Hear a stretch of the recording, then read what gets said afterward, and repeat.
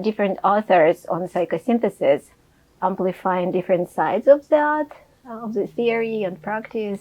And my sense that you and John were writing, and you continue writing a lot about love.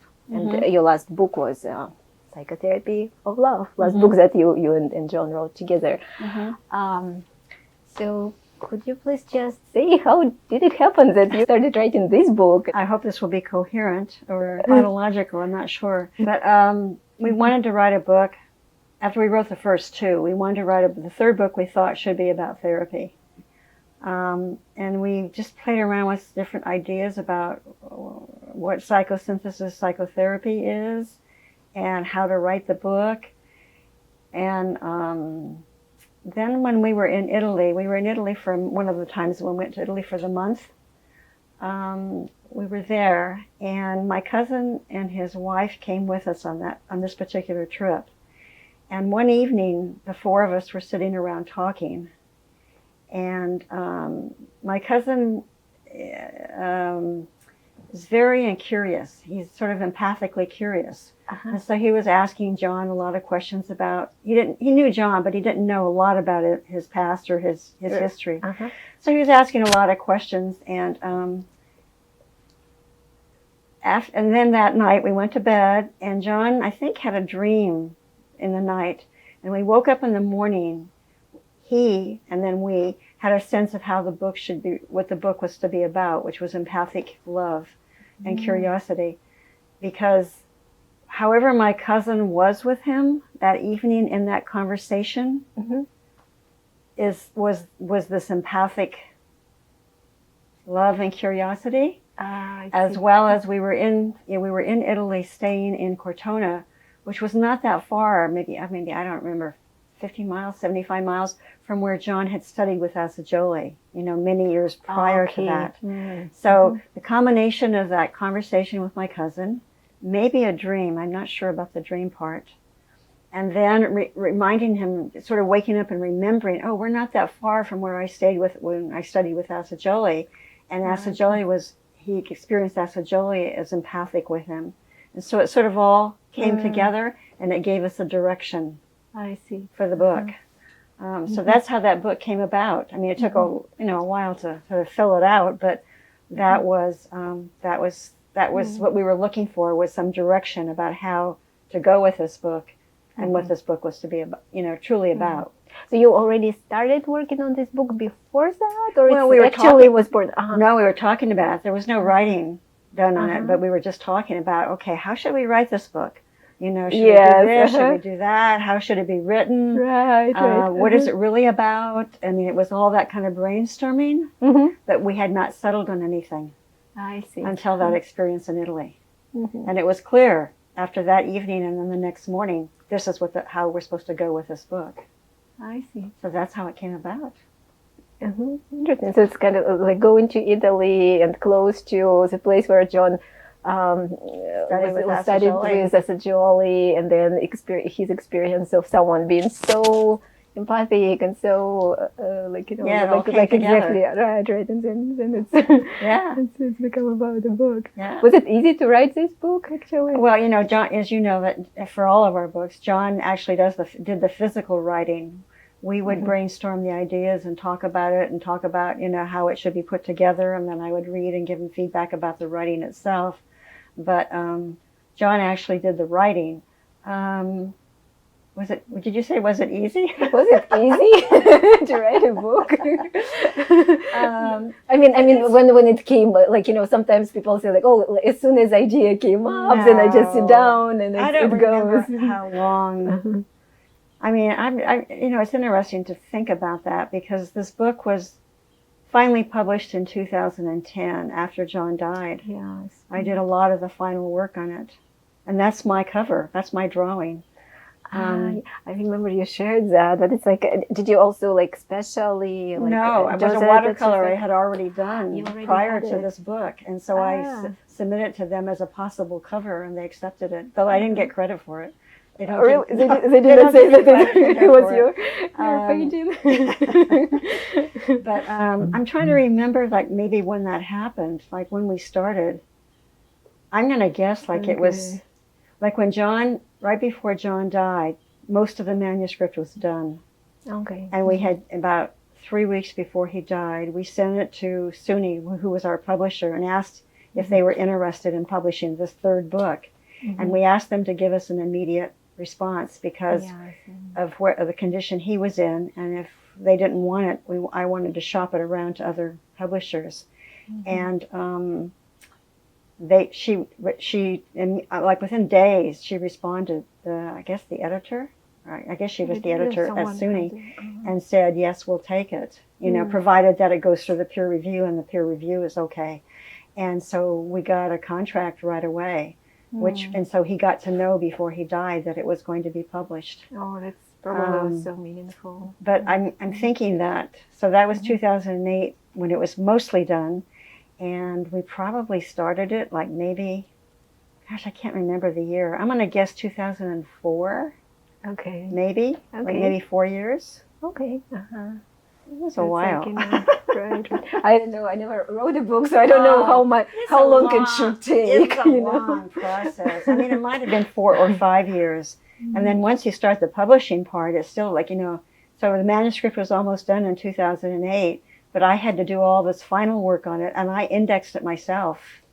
And so, and it wasn't published till 2010. So the publishing process, takes a while too. I see. Yeah. That's like, yeah. But I can share with you, when I just saw the book with the name, A Psychotherapy of Love, I immediately became very curious about the name of the book. And maybe partially because it's like, English is my second language, so I can translate this phrase in a different way. I would have to say, is it like psychotherapy kind of like by love, kind of like love is what doing, or it's psychotherapy of somebody's love? Like, well, that would probably almost be true in English too. I never thought about that, but someone could struggle with that too. But though I never thought about that. But what was yours? Well, that wasn't. I can't remember. We had a different title. I can't remember, to tell you the truth. I don't know if we had, a title and then a subtitle, and I don't remember if A Psychotherapy of Love was part of our title or subtitle originally. The publisher, the editor at the publishing company, actually chose this title in this way. But I can't remember whether we had them reversed, or we might have had Psychosynthesis Therapy as the main title and then something as the subtitle.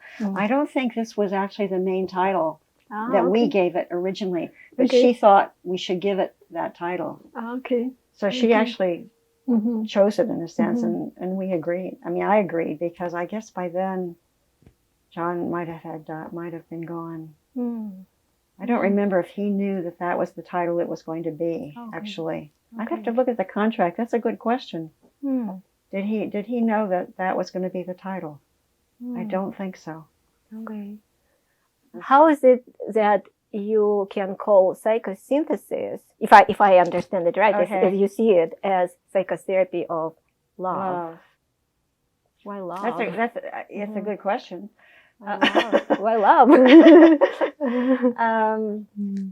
I think partly it was coming from our study of various psychological approaches and what therapy is really about. So it's coming from our study. But also I think it comes from Assagioli too, because Assagioli talked about altruistic love as important. I don't remember. I'd have to look at his book. I'm looking over at the bookshelf, but he talks about altruistic love, and I think he is talking about it as a characteristic or a necessary to do psychotherapy. And I don't remember how he talks about it exactly. So I think it was a combination of his mention his mention of altruistic love, and then our study of wounding and what really helps people to recover, and what was absent to begin with and what was needed for healing and recovery.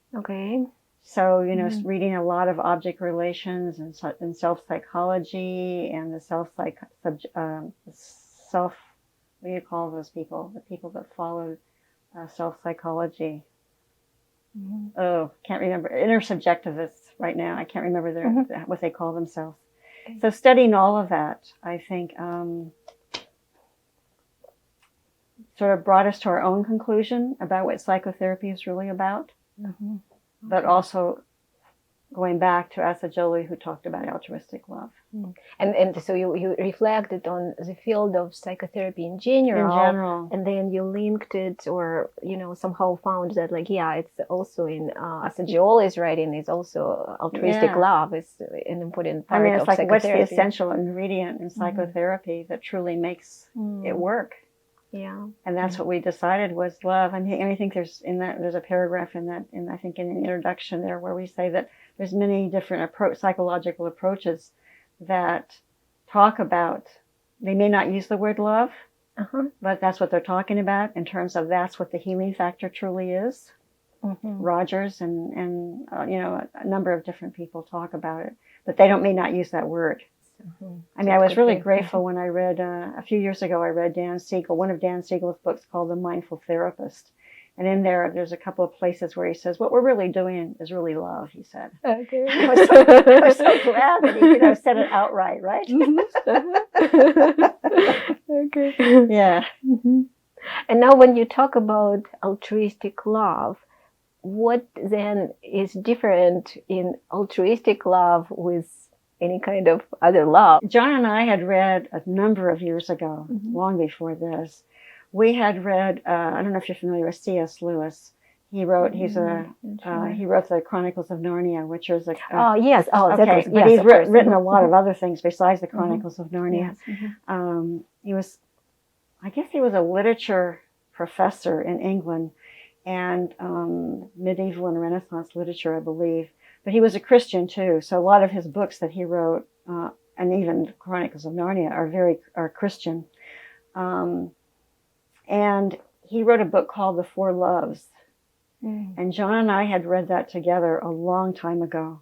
And the four loves that he talks about are, one of them is what he calls charity, which is altruistic love. The other three are friendship, and let me see, eros. And then the fourth is, what does he give? He gives a term to, he calls it affection, but it really, I think in Greek is called storge, S-T-O-R-G-E. He says it's pronounced storge. So those are the four loves. So we'll call it affection is more like parent to child. Okay. And then friendship, and then eros, which is partner sexual, and then altruistic, basically, but he calls it charity. Charity. Oh. And he calls it, I was just looking at it again last night, he calls it divine, well, basically what he's saying is it's divine love. It's the love of the divine, for the other. And he talks about how it's gifted love. It's love that you give as a gift with no expectation of anything for yourself. Yeah, right. And so that's what we're talking about in here. So those terms all, altruistic love, empathic love, C.S. Lewis's charity, all of those terms are sort of synonymous for that kind of love. It's coming from, it's coming from the divine within me, seeing the divine within you. Yeah, and it's just a gift. You don't expect it's just a gift. You would have something in return. Yeah, it just goes in a way, one way, kind of without expectation. Without expectation. There is whole area of theory about how are we developing and how love, our experience of that love may affect what personality we're developing. That love is necessary to develop, as we say, authentic personality, to develop authentically. That love is absolutely necessary. Because when we don't have it, I think, there's a little section in the introduction there, which is the absence of that love. What happens when there's the absence of that love? Yeah. What we develop is very much in a survival kind of way.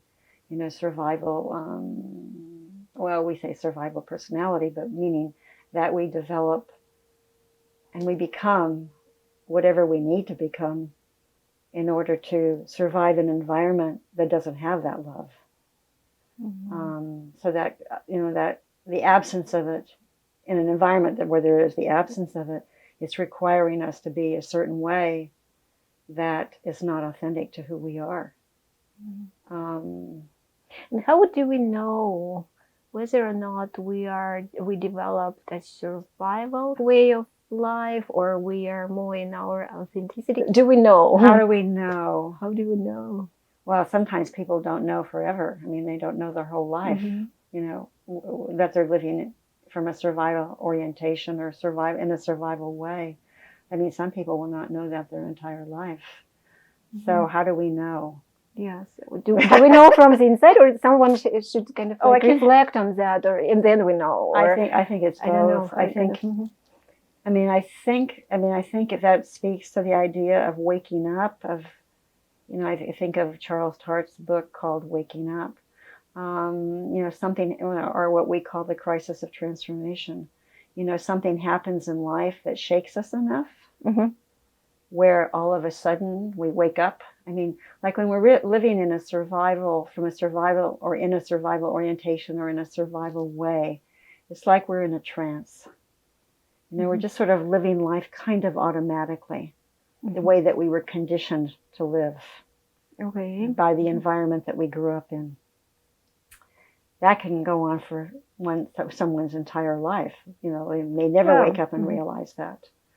But the waking up happens because usually something shakes us enough, some life event shakes us enough. It doesn't have to be an external event. It could be something internal, I suppose. I mean, it could be a physical crisis. Your life is threatened in some way by a disease or by a car accident or something. It could be, I was just trying to think of it more internally. But anyway, there's just something that causes a waking up. I mean, somebody can make a simple comment too about you, to you. That could all of a sudden you wake up, and you realize, oh my goodness, you may not be able to articulate what you've just woken up to, but something has really struck you, or and it's like, oh my goodness, that's who I am, or what was I doing, or just somehow it's you realize that it's something is going on, not the way maybe you wish it was not the wish you would go. Not the wish. It's just that you recognize that the way you've been living, you may again not be able to put it into the words I'm using right here, but you realize the way you've been living is pretty automatically. You've been living just on in a very reactive way. It's not been a very choiceful life. You're not truly choosing. You might have thought you were choosing, but you were choosing based on conditioning that you experienced as you were growing up. So you survived a specific way, and then you learn how to do that, and then you keep going and you keep doing it, but not because it's coming from your choices. That's right. I mean, even though it might seem like you're choosing at different moments, it's not really choice, because it's not free of that conditioning. And it's not really choice from who you are, but choice from who you were formed to be. That's, I guess, the best way to say it. And is this where in stages of psychosynthesis helpful way of looking at how we can go from that maybe survival place, like we formed that personality, we survived our life earlier, and then how do we go from there to being in more authenticity? So this is my understanding of Assagioli, like how he put it together, that it's a journey that we as human are doing like over life, right? And he's clear to say that it's a journey that not necessarily does one need therapy for. I mean, he sort of, it's a journey that is sort of naturally occurring, except that I would qualify that and say some people really get stuck And so even though, I can remember times when people have said, well, psychosynthesis is always happening. The small p, psychosynthesis, is synthesizing of us or our personality is always happening, whether it's facilitated by someone or not. And I guess in the largest picture the largest picture you can make, yes, maybe that might be true. But, for somebody who's really stuck in their conditioning their entire life, again, that natural process is not very, I can't even think of the right word. It may be happening, but, in the tiniest increments. Yeah. Okay, so you were asking about the stages. About stages, right. How that relates to our going from more like that type of life, survival life, to maybe closer to... The stages capture it. I mean, again, I think, as you know, when we wrote the stages, we included 5 of them. Right. And we added Assagioli had 1, 2, 3, 4, and we added 0. But the stage 0, which we call survival, that stage was based on something that Assagioli wrote. So even though he didn't call that a stage, we chose to name it stage 0. He calls it the fundamental infirmity of man. Right. And when you read the description of it, it's someone living in survival. So we chose to give it the name survival and call it stage 0. But again, if you remember those stages, moving from 0 to 1, there has to be a crisis that happens that wakes us up when we're in 0, so that we start moving toward 1, which is, beginning to explore ourselves. Having someone's love or someone's holding at this place, how much it's crucial to move from, say, the survival place to the next. Is it just crisis is doing that, or it's important that someone is there and then with realizing it? Good question. Do you know? I think it can happen probably several different ways, or it does happen several different ways. I mean, I think if one is in survival, and not suddenly, but maybe suddenly, or there is someone holding you even in survival, I think that might facilitate that movement. It might help that. It might support you in that movement. There may still need to be a crisis that shakes you enough to start looking. Okay. But if you have someone holding you before and after that crisis, I think it would ease the movement through the crisis to the exploration, because exploration can be very scary. I mean, here you've known yourself to be a certain way, and this is what your identity is, even if it's not very functional, but it's been the way you've known yourself all of your life. And then all of a sudden you're shaken enough, and that big question comes up, oh my goodness, who am I, or what is life really about? Right. And then you begin exploring. So that's a really, for lots of people probably, it's really scary to wonder, who am I? Yes. It's like you've lost your identity. Often after, it depends on the crisis of transformation probably, but you've lost an identity that has who you knew yourself to be, and you don't know who yourself to be now on the other side of it. Right. And that's pretty scary. So if you have someone holding you, and I guess, holding, going back to Winnicott's term, holding, but and which we would say is empathic love, that can help you through that. Okay.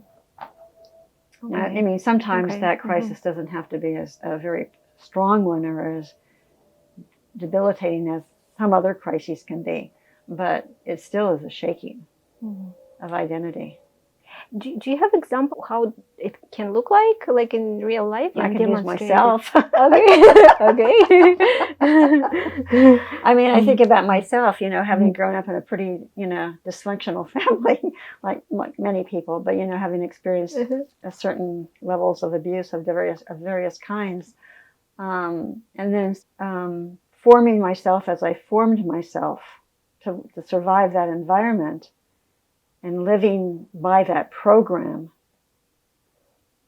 until I was, I think, 28. And I was married at 20, 21 for the first time. And experienced a divorce at 28. And that's what woke me up. That was my crisis of transformation. It was like, my God, who am I? You know, I'd followed this pattern. I mean, it wasn't consciously, but I'm following what I was conditioned to be. It's not like the conscious like that. I'm just living, you know, however I was put together by this environment. Right. And then, you know, so then with this divorce, it's like I had no idea who I was, what I was to do, where I was to go, what's to happen next. Okay, so that's place like, okay, my identity is gone, right? Yeah, I mean, I can remember, you know, and at that point, I went to, it was over New Year's. I went down to Big Sur and stayed in an inn there for 5 days, and all by myself. And I just walked up and down the coast, you know, on the Big Sur coast. And at that time, at this particular inn, it was kind of a unique place. It still is a unique place. There was a great staff there of youngish kind of people who were aware and sort of hip and, you know, that. And there was this one guy there who worked there, and I would sit in the afternoon sometimes there and talk to him for hours. And just, that was sort of a waking up. And that was, you know, those 5 days or 6 days down there was like, that, you know, was like, who am I? You know, well, just what I said. Who am I? Where am I to go? What am I to do next? And I don't remember if I quit my job right after that, came back and quit my job. I might have come back right after that and quit my job, or maybe shortly after that. And then the next year, a few years, were just all kinds of self-exploration activities. Therapy, psychodrama marathons, encounter groups, you know, on and on and on. I just did everything. Just, that was my exploration. I was trying to figure out, who am I? You know, and then where is this life to go, basically? What am I to do? I had no idea. You know, you lost, you know, okay, I'm married here, and then I'm not married here. And this was like, okay, you're married, and now you do this, and now you do that, and now you do this. Then all of a sudden, that was gone. Right. So, so it's like what was holding that automatic way of life was broken. And it's like, you know, and then you went to explore. Then I went to explore for a number of years after that. And gradually direction started to, you know, unfold in that exploration. But it was like, you know, that was basically what I was doing. So my life, you know, for me, it's a good example of that. And do you know what it is that held you through that? I think it was different sources. I mean, when that divorce happened, I was living in a neighborhood, just a regular middle-class neighborhood, living in a middle-class house. I see that you're smiling about that. I smile when I think about it. And there was a neighbor down the street who I don't even know how I got to know her very well. She was married. She had one child and twins on the way. And I don't even remember how I ended up connecting to her so much, but I just remember that I would hang out at their house a lot during that time. And even though she was a traditional married woman with these kids and stuff, she was a very aware, very intelligent, bright person. And somehow I just think back to that time that she held me, and I put that in quotes, during that time. So she was one person. I was in therapy. The therapist held me. Started therapy. Was in a relationship, got into a relationship with someone else who was exploring as I was. That held me. I think it was just a variety of sources. Started reading a lot of psychology. Read Rogers, read a couple of people you probably haven't heard of. Read Maslow. That held me. Read Jung, read a lot of Jung. That held me. I read a lot of Jung before I ever read Assagioli. So there were just different places along the way. I mean, different holding environments. You and John developed those concepts or terms of Authentic Unifying Center and Survival Unifying Center. Authentic Unifying Centers, as we say, are people, places, environments, creatures things, anything that we felt seen by. Seen by, okay. So it can be like I said, I read a lot of Jung and Rogers, then, and when I was reading that, I felt seen by that writing or by those theories. It can be, as I said, creatures. I did have a creature at that time, but I mean, I didn't have one that I can think of right now specific, but it can be, as odd as it sounds, it can be a creature that we felt seen by. I mean, as a child, I had a creature for sure that I felt saw me despite what was happening in my family. So that was an authentic unifying center for me, that dog. But so, and it can be an environment. Like for me, sitting, we owned orchards and vineyards, and so sitting in the orchard by myself up against a tree, looking at all those rows of trees as they went down into, how do I say that? Looking at rows of trees perfectly aligned into the distance. For me, that was an authentic unifying center. Sitting on the soil, the earth, was an authentic unifying center for me. Okay. So I felt held, I felt seen. There was a sense of being able to be who I am. I mean, again, it wasn't, and I didn't think it this way. Yes. But this is something where you would come or talk to someone or read, and it felt like this is who you are. And holding is such a good term because I could feel held, like especially in the orchard, I could feel held by the tree and the soil, the trees and the soil. It's like they wrapped their arms around me, and held me sort of. And people, and people too. So it can be anything that we feel sees us, sees who we are, not who we were supposed to be or who we were conditioned to be, but sees me. And I don't know how to say that other than that way. An authentic unifying center is not necessarily perfect or is every moment an authentic unifying center actually. But, or it could be holding you at various moments in various ways. So if I think about that man in Big Sur. I mean, he was often working at the bar. I mean, in this I don't know if you've ever been on the Big Sur coast. This place is just a wonderful inn. And it had a very romantic and just wonderful environment. And he would be working at the bar sometimes in the afternoon. I can remember sitting there. It was winter time and drinking hot chocolate, and he would just be talking to me. And he gave me a book to read actually that was a very significant book in my life, and I still reread it occasionally. That was very significant at that point. It helped me to move on to the next phase of my life. And so for me, he was an authentic unifying center in that limited amount of time. I was there for 5 days, and I talked to him maybe an hour or less every day. But he held me in that time.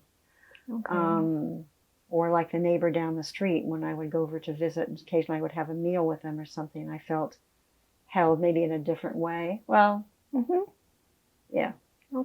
If we are saying someone is being an authentic unifying center or something, unifying center for us, would that mean that when we are in touch with that person, place, we feel like that empathic love is being,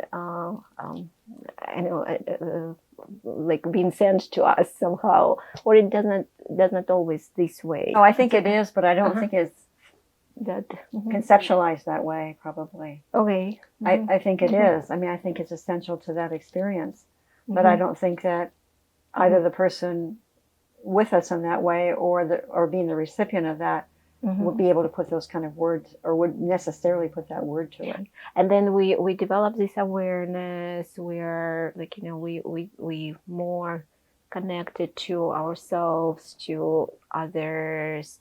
And then what is coming next? There is sort of another, I'll call it a mini crisis, which it's often referred to as a crisis, existential crisis. Like there's a crisis of transformation, which happens when you're asleep and you start to awakening. And then there's an existential crisis, which the existential crisis speaks to the fact that now I have a sense of who I am, or I'm beginning to know who I am. And I'm actually recognizing a me who is distinct but not separate from all the various parts of my personality, which in psychosynthesis we call I. So I'm having increasing awareness of I am. And so then now from that's stage 2, from that position or point, I'm able to work with my personality, all the various aspects of my personality, and begin to create more inner harmony. Because often there is a lot of there is inner conflict. Right. So by stage 2, since I have this, since I know who I am, I experience myself as I am. The language always gets tricky here.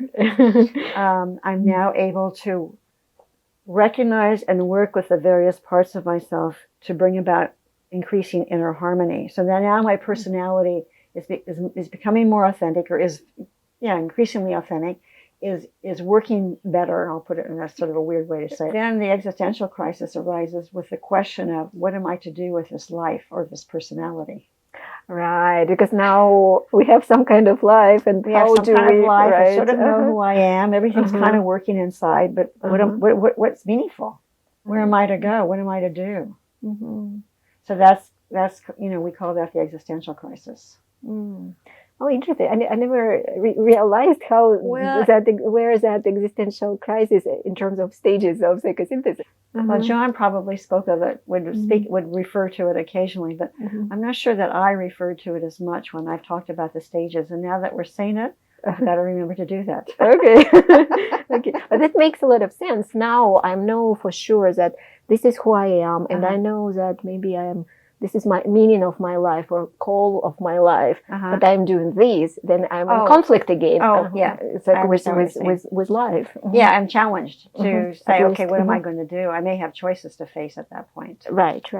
Okay. Yeah. Am I going to, as we say, stage 3 and 4 or stage 3 is sort of asking that question of meaning and direction, and listening to try to see if we can discern what that direction is. But as we discern or hear and go through a discernment process about that direction, it may be that there are conflicts with the existing life that I'm in. Right. I mean, I think about, I may show this video, in fact, at our meeting on Saturday. It's a wonderful video that I just discovered in the last couple of days. Can I tell you? Of course. I'm curious now. I found it on a basketball website, a women's basketball website. Okay. So it's a basketball story. It's a wonderful story, actually. It has many different teachings in it. But it's about this young woman who was a very, very good high school and college basketball player back in the 1980s, I believe. I mean, she was really, she was like one of the top 5 in the nation. And so the video, it's a short video, like 6 or 7 minutes, but it shows her playing basketball, and you can see how good she is, etc. And she grew up in a Catholic family, and probably doesn't say this, but probably a fairly practicing Catholic family. And when out of college, when she graduated from college, she went to Japan to play professional basketball there, because there wasn't a professional women's basketball opportunity here in the United States. And it says in the video that at that point, which was, like in the 80s or something, they pay a lot more money in Europe and Asia for women basketball players than are paid here. And she was going to get paid like $200,000 for a year of playing basketball there. She played there, I think, for a year. But at the end of that time, she realized what her call really was in life. And it was to become a cloistered nun. She went to the convent. And took vows. So nuns that live in the monastery, or I guess they call it a monastery, in the convent, and they have no connection anymore with the outside world. Okay, so it's very special dedication in a way. So she went to live there. She's been there now 25 years as a cloistered nun. And she, in this video, she was allowed once a year to have a visit from family or friends, but they could not touch her. They could only speak to each other for a limited amount of time once a year. But on the 25th year anniversary of her being in this convent, she was allowed to have a visit with family and friends where she could be touched and talk to them. So this video is about that visit. Okay. And her college basketball coach comes. He goes every year to visit her, but he's not been able to touch her. But in this visit, which is very, very touching, is that her elderly mother is able to hold her for the first time in 25 years. And will probably never be able to hold her again because her mother will probably die because she's so old in the next 25 years. So it's just once in 25 years. Yeah, that she could be touched by her family and friends. She can talk to them once a year, but not be touched by them. Yes. And so I'm telling you that story because we were talking about call. It's a great story of call. I'm giving that also as, I mean, it may show it this Saturday. It's only 6 minutes, but I'm also, it's a great teaching point that you never know what someone's journey is going to be. Okay. And also, if you're sitting with someone by chance, if that person had been your client before she made that decision and was telling you she was going to make that decision, what would it trigger in you as a therapist? Right. It is such a shift to accept and to be with. And how many therapists would be tempted to want to question her choice? I can see that totally. Even though I'm immediately trying to think, what would I do? Especially, if I mean, seeing her hug her mother for the first time in 25 years is very evocative and very deeply touching. But even if you didn't see that scene, but you had been told by her as she was making this choice that was going to be the case, right? How would you hold that as a therapist? Could you really? Would you? For some people, it would probably trigger something. Yes, I can see that. And this is again, we're coming back to that empathic love, right? How much we can be with someone who is having their life journey that might be so different from our ideas about what they should do or could do. And it's a great example of just not knowing where someone's journey is going to go. Yes, I can see that. So how often we help people to explore and we are with them. And then anyway, our mind works this way that it's easier to somehow approximate that trajectory where this life goes. But then this is a story where we don't know. We don't know. And and can you accept where it goes?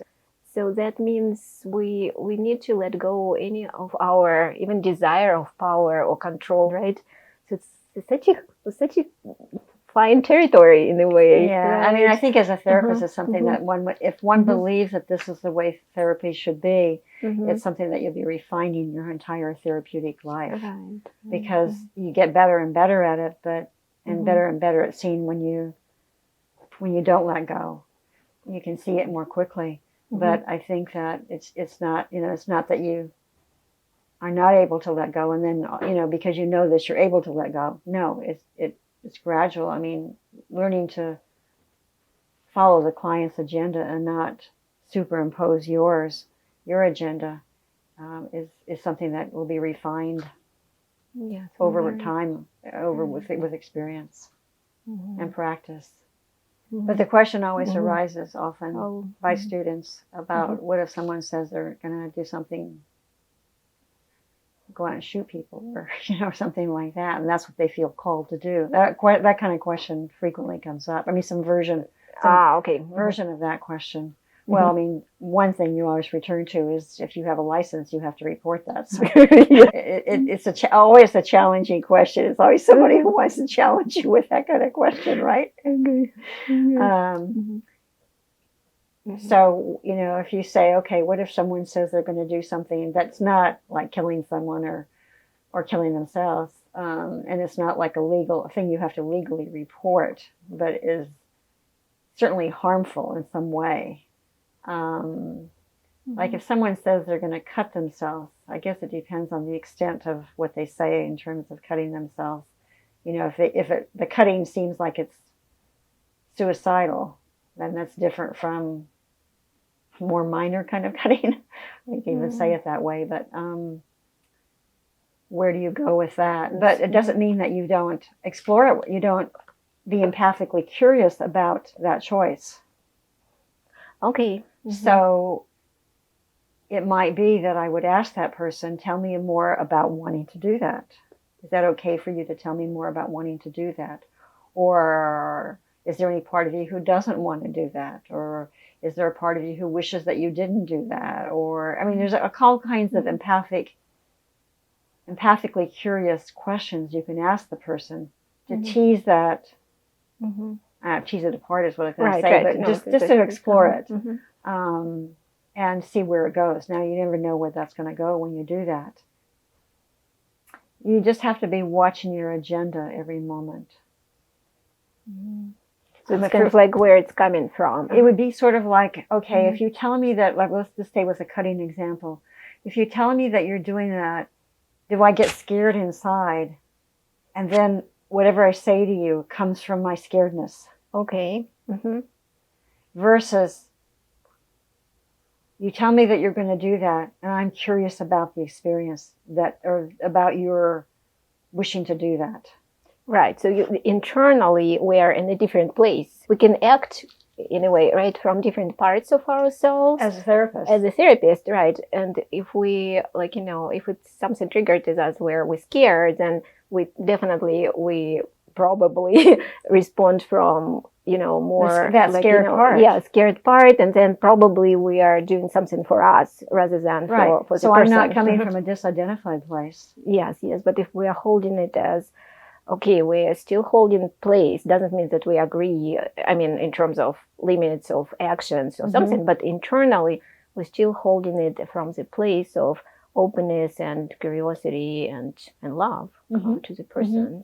And that would be two different states.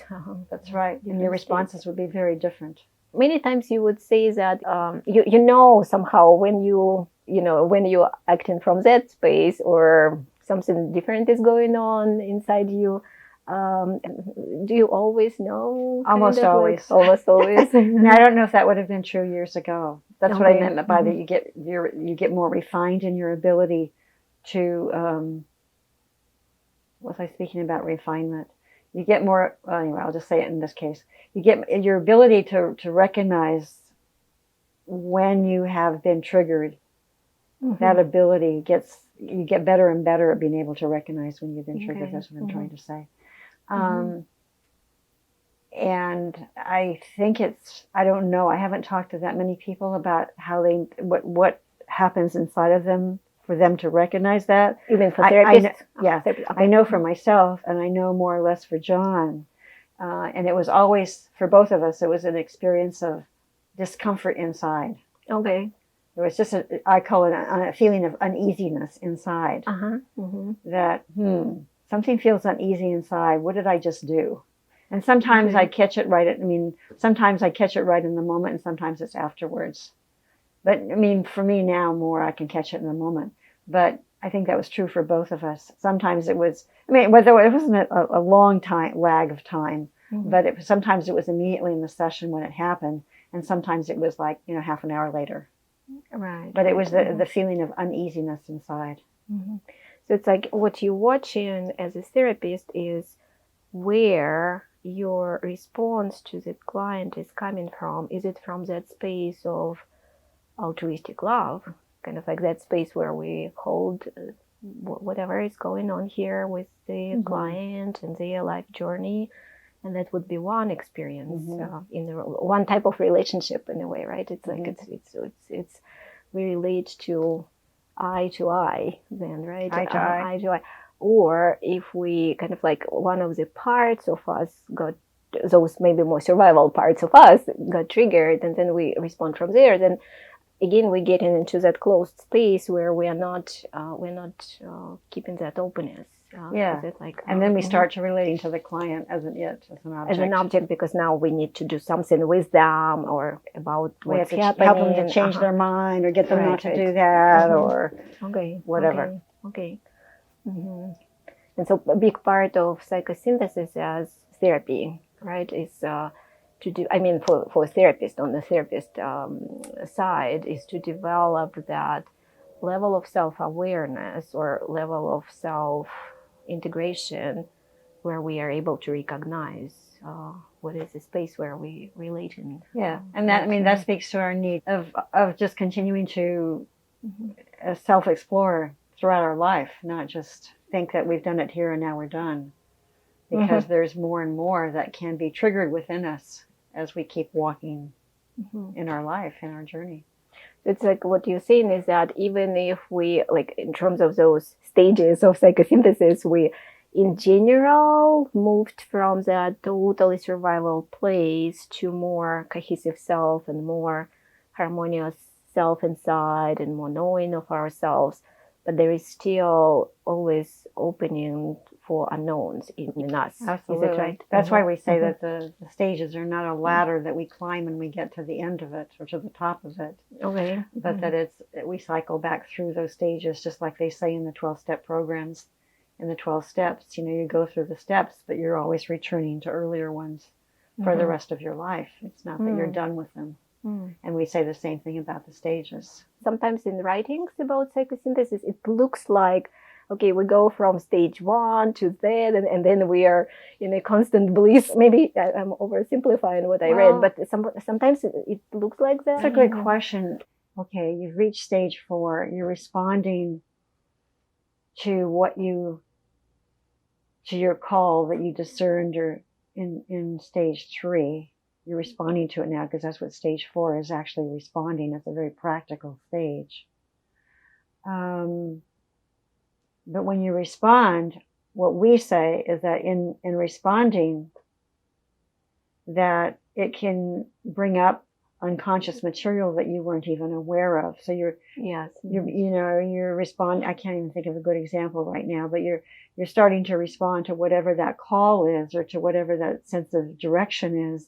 And then you get scared to follow that direction. So then you have to go back and explore, who is that scared one in me? Right. So that takes you back. And it's more like we are flowing back and forth. And I think it just helps to tease them apart, to describe each of them sort of individually, only for the purpose of recognizing that there is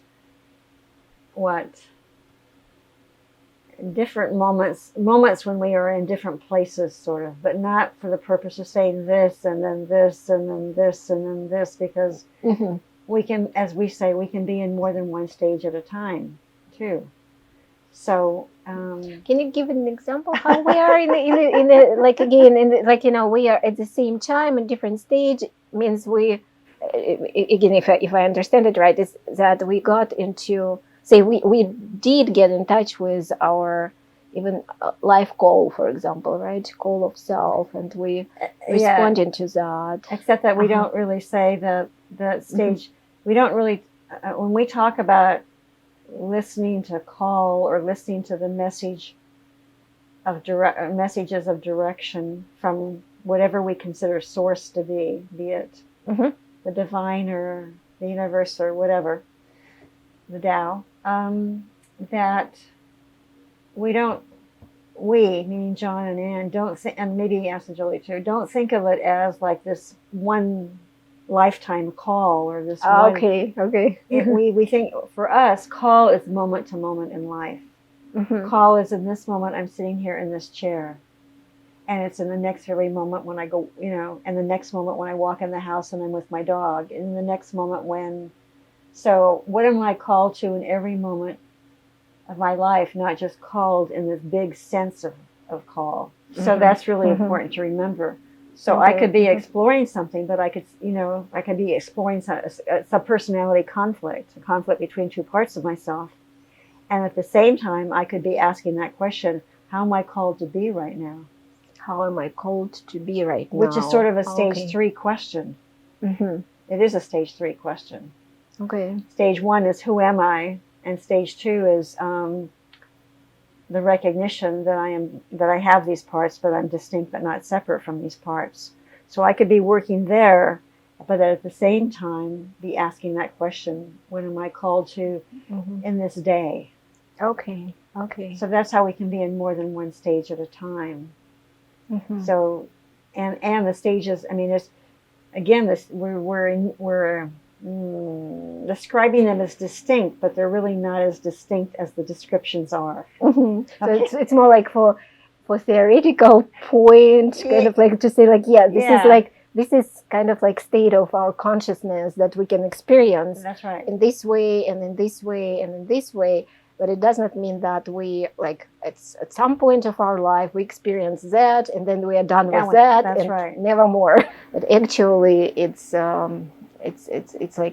they all may be happening at the same time. Right. And we just can reflect on what is different. Right. For I mean, if I think about the 12 steps, for example, which I mean, I come back to that because of the idea that they talk about you cycle through them. Like in the 12 steps, you could be on step, I think it's 8 or 9, where you're making amends for something in the past to someone in some way. You're making amends, but at the same time, you can be in stage, is it 3? I mean, step 3, where you're turning your life over to higher power, whatever you consider higher power to be. So you could be doing both of those things at the same time, for example. Same thing. Okay. Right. Okay. So we talked about different themes and coming back to how love shows up in different different areas of our life or through different stages of our development. But I mean, as we say in this book, is that love is what supports the journey. The journey of unfoldment, which you can call authenticity or whatever you want to call it, but the journey of unfoldment. I mean, I always think it's like water and fertilizer for a plant. That's which allows the plant to grow. I mean, that's what love, altruistic love is for a person. Okay, all right. Thank you so much. You're welcome. Thank you. Okay. Until next time. Okay.